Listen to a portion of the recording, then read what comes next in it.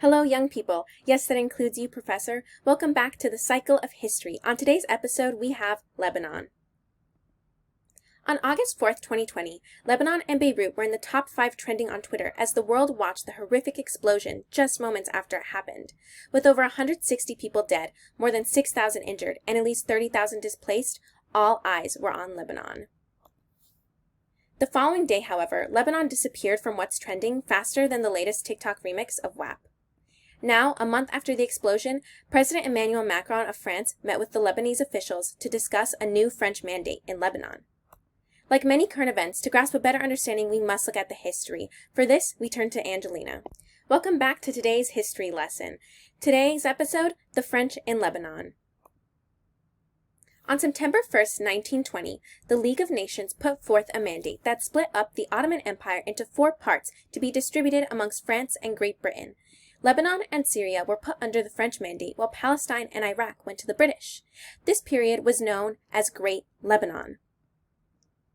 In 1943, Lebanon became independent, with the French leaving just a few years later in 1946. Now we turn back to the present. Hello, welcome back to the present with a continuation of the French in Lebanon. Currently, there has been massive political unrest due to the corrupt oligarchy, an economic crisis resulting in a lack of water, lack of electricity, limited health care, and high unemployment rates. This has resulted in multiple protests demanding more of the Lebanese government. Furthermore, due to its geographical location, over 1.5 million refugees currently reside in Lebanon. That's over 30% of the population.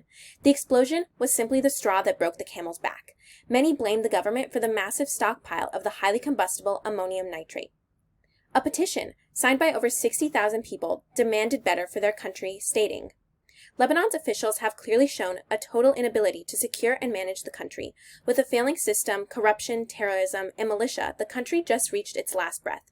We believe Lebanon should go back under the French mandate in order to establish a clean and durable government. Now France is back, similar to all those reboots that we did not want, but that we got anyway. But they're not black with a blank check. Lebanon's ruling class will be put under extreme tutelage, meaning humanitarian help for the aftermath of the explosion, as well as help for COVID-19.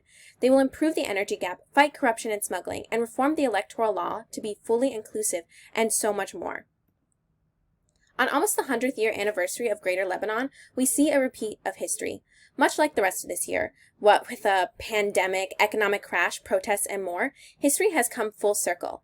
Plagiarism may be considered academic dishonesty at Vanderbilt University, but to the year 2020, that's bread and butter. A friendly reminder to all our viewers. Those who cannot remember the past are doomed to repeat it. George Santayana. Thanks for watching, folks. Remember that this program is brought in part to you by viewers like you. Thank you.